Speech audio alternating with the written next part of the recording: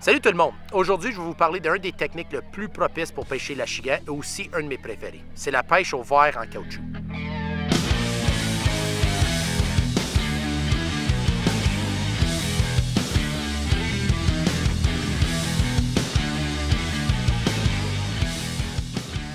Comme vous pouvez voir, les achigans y adorent le montage wacky. Il y a tellement d'options sur le marché quand ça vient le temps de faire une sélection d'un verre en caoutchouc. Aujourd'hui, je pêche avec les Spike de la compagnie Set the Hook.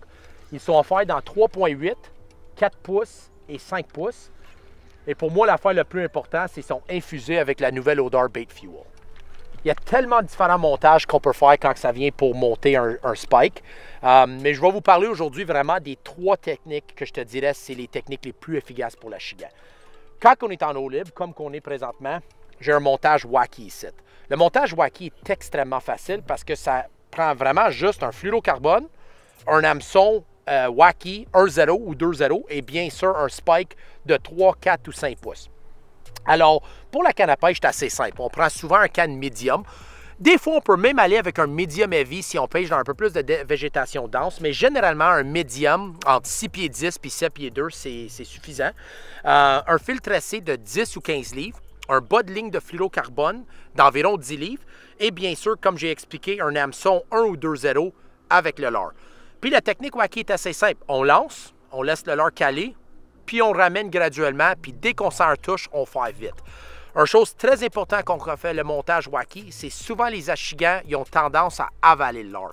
Alors, si on est là pour pratiquer la remise à l'eau, il faut vraiment porter attention aux touches, puis quand on a un touche, on fait right away.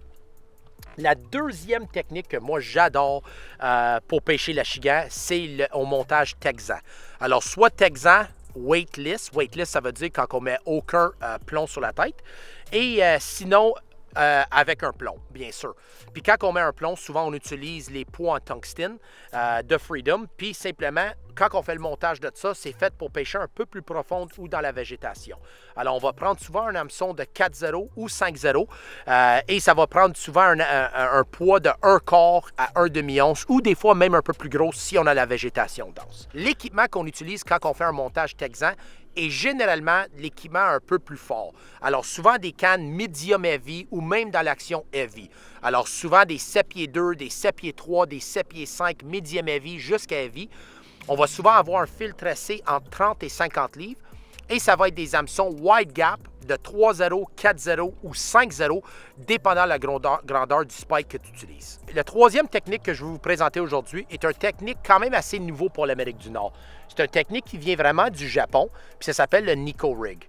Le Nico Rig, en effet, c'est un montage wacky, comme qu'on a jasé tantôt, mais la différence principale, c'est qu'on installe un poids clou sur un côté du spike qui donne une action complètement différente. On peut le travailler en suspension comme qu'on peut le travailler en grattant le fond. L'équipement reste semblable aussi aux pêches wacky rig traditionnelles. Donc, une canne des alentours de 7 pieds médium, un fil tressé d'environ 10 à 15 livres avec un bas de ligne d'environ 10 livres de fluorocarbone.